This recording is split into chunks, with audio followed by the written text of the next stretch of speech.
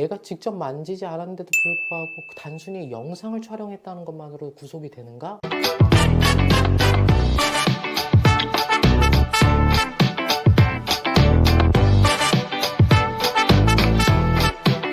처벌 기준을 먼저 한번 말씀드리자면, 사실 이게 2020년 4월, 5월경쯤에 조주빈이라는 친구가 박사방 사건을 일으키면서 카메라 등 이용 촬영에 대한 모든 범죄 형량이 좀 대폭 올라갔다라고 생각하시면 됩니다. 따라서 강제추행보다도 카메라 등 이용 촬영죄의 사건이 훨씬 더 중하게 처벌받는 경우가 많고, 실제로 구속되는 경우도 월등히 많습니다.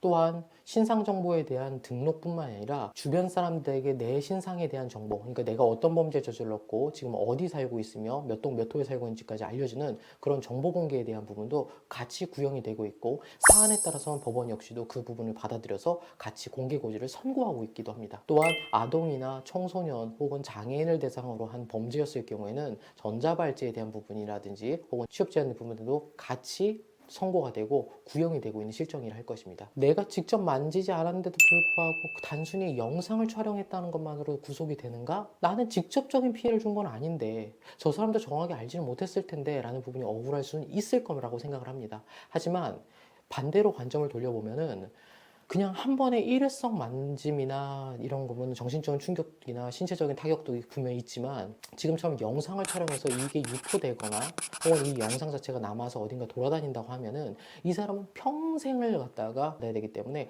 이런 범죄를 훨씬 더 강하게 처벌할 수밖에 없는 것입니다.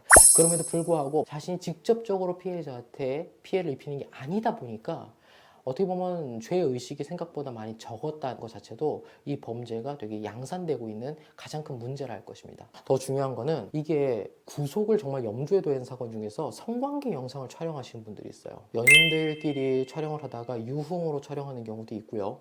아니면 연인끼리 허락을 하에서 촬영을 했다가 나중에 헤어지는 경우도 있고요. 그때 당시에는 내가 허락을 하지도 않았는데 어느 순간 이제 성관계가 끝나고 보니까 촬영이 되는 경우도 있고요. 지금 국가대표 선수 역시도 지금 이 사안이라 생각이 됩니다. 카메라 등 이용 촬영에 처벌을 하려면 첫 번째는 그 사람의 의사에 반해야 됩니다. 그 사람이 나 찍어? 라고 해서 찍었을 경우에는 범죄가 될 수가 없죠. 네.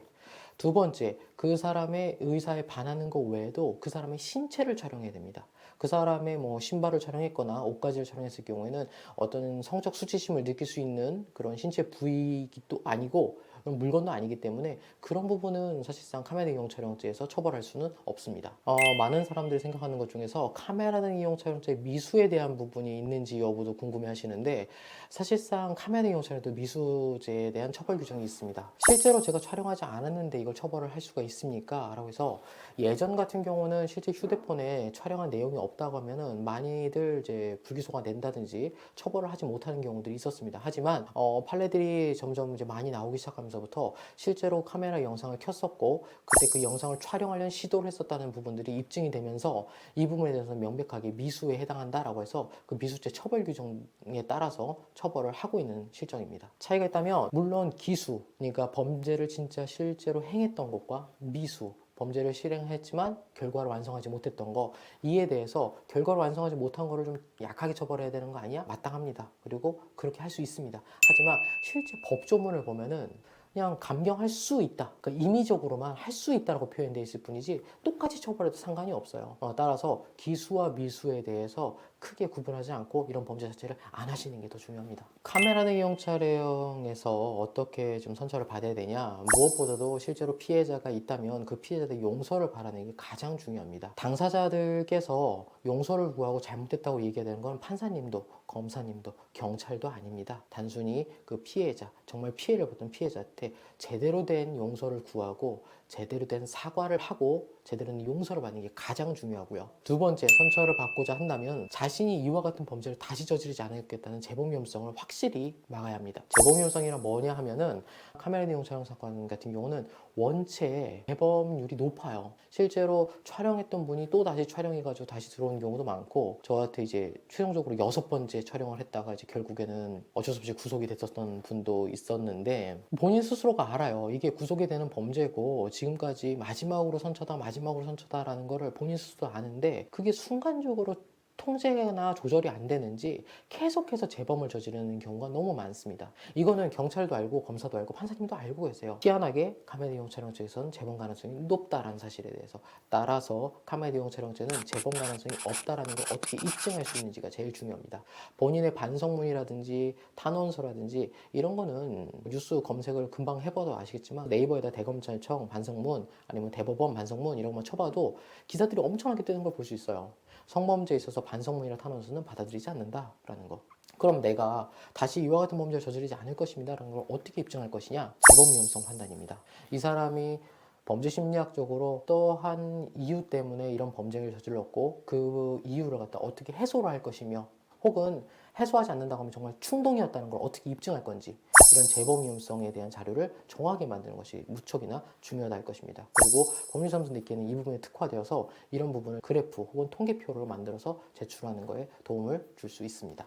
합의 진행에 대해서 한 번만 더 말씀을 드릴게요. 합의 진행은 저희가 국선위원회에 계신 이형건 변호사님께서도 진행을 하고 계시지만, 저 역시도 성범죄를 많이 하다 보니까 많은 국선 변호사님과 많이 일을 해봤었고, 그분들과 얘기를 하면서 가장 먼저 들었던 내용은 딱 그거예요. 그러니까 상대방에 대한 정말 진심 어린 사과가 가장 중요합니다. 그냥 내가 선처를 받기 위해서 아니면은 그냥 돈으로 해결하기 위해서라는 모습을 보이는 순간 모든 것이 다 무너질 수밖에 없는 상황들이 발생을 하게 됩니다. 합의를 진행한다는 것은 합의금을 지불함으로써 그냥 끝내는 것이 전혀 아닙니다. 정말 진실된 사과를 하고 용서를 받는 것이 중요하고요. 다르고 어다르다고 자신이 했던 말이 상대방한테 정말 상처가 되는 경우도 있어요. 예를 들어서 제가 지금 현재 자녀를 몇을 키우고 있고 홀어머니를 부양하고 있는 사람입니다 라고 얘기를 했을 때, 이런 얘기를 안 할 수는 없겠죠. 피해자는 당신의 사정에 대해서 내가 왜 얘기를 해야 되는 거랑 왜 알아야 되느냐고 반문하는 경우도 생길 수 있습니다. 또한 내 스스로 지금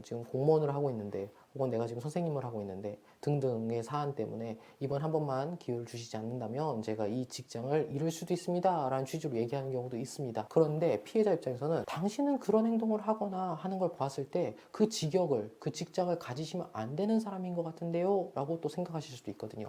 그러니까 케이스 바이 케이스, 사람 바이 사람이라고 합의에 대해서는 정말 내밀하게 그 사람의 마음을 어루만지고 인문학적 소양을 충분히 발휘하여서 그 사람들을 용서를 어떻게 구해야 되는지, 그리고 그 사람이 정말로 왜 이 사람을 용서해야 되는지에 대한 근거를 마련해 주는 것, 그것이 바로 합의의 가장 큰 기술이라 할 것입니다. 오늘은 카메라 대 이용 촬영죄에 대해서 알아봤고요. 이 카메라 대 이용 촬영죄가 사실 형 자체도 너무 높고, 그 다음에 부수 처분 역시도 되게 무서운 범죄입니다. 또한 피해자와 직접적으로 연락을 할 수 없기 때문에 피해자와 합의하는 것도 되게 중요하고, 가사 피해자와 합의를 하였다고 해도 무조건 기소유예가 나오는 게 아니기 때문에 어떻게 검사님을 설득하고 어떤 증거를 어떻게 만들어 가지고 제출할 수 있을지 여부도 되게 중요한 범죄를 할 것입니다.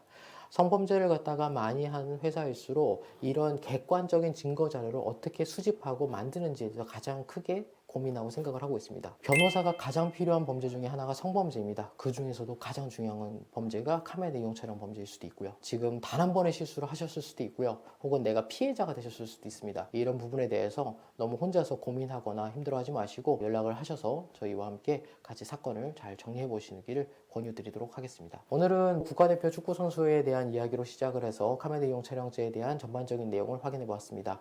법률사무소 니키였고요. 법률사무소 니키의 김민수 변호사입니다. 오늘도 감사했습니다. 다음번에는 더 다양한 이야기로 찾아뵙도록 하겠습니다. 감사합니다.